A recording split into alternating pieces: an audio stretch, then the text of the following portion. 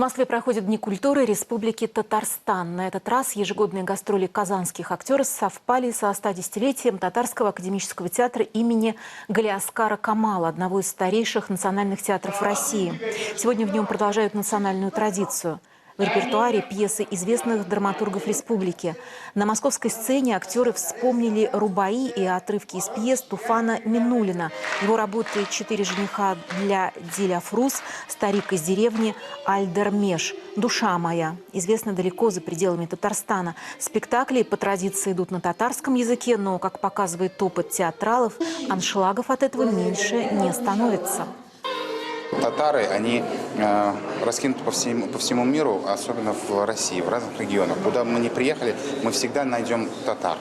И татарский народ, он очень театральный по сравнению с другими народами России.